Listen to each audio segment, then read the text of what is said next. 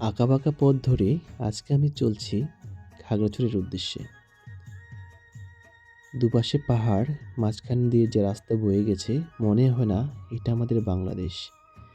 এত সুন্দর একটা পরিবেশ আসলে না দেখলে বোঝাই যেত না। আমি পৌঁছে গিয়েছি খাগড়াছড়িতে।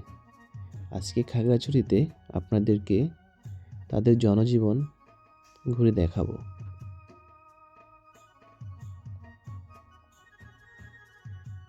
খাগড়াছড়ির বাজারটা বেশ পরিষ্কার পরিচ্ছন্ন, গোছানো। এখানে বিভিন্ন শ্রেণীর মানুষ বসবাস করে, তবে অধিকাংশই হলো পাহাড়ি। পাহাড়ি মানুষগুলো এখানে বিভিন্ন রকম সবজির পসরা নিয়ে বসেছে বিক্রয়ের জন্য। বিভিন্ন রকম আলু আছে এখানে, মাশরুমও বিক্রি করে থাকে এখানে। সকালবেলার বাজারগুলো আরও অনেক জমজমাট হয়, যেহেতু আমার আসতে একটু লেট হয়েছে।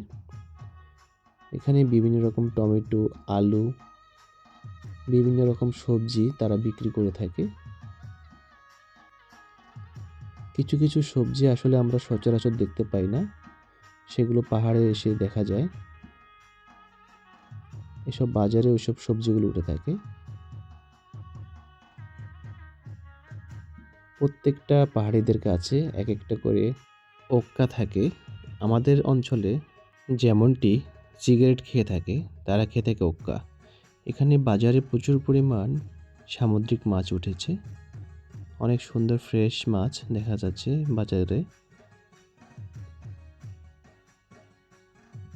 পাহাড়িরা বিভিন্ন রকম বড়ি বিক্রি করে থাকে, সাথে তেঁতুলও আছে, পাহাড়ি তেঁতুল।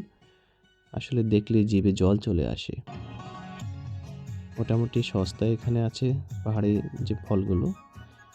এই যে একটা দাদি এখানে ওকা খাচ্ছে, আমাকে দেখাচ্ছে এটা কিভাবে খেতে হয়।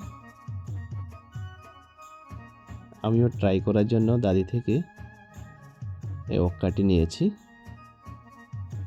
আসলে আমার এসবের অভ্যাস নেই, তারপরেও আমি যখন এসেছি দেখলাম যে একটু ট্রাই করে দেখি এটা কেমনটা হয়।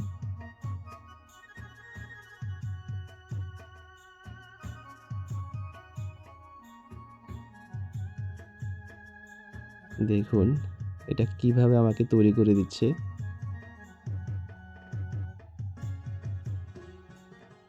এই ধোয়া টানাটা অনেকটা কষ্টকর, এত সহজ না। এটা আসলে সরাসরি ফুসফুসে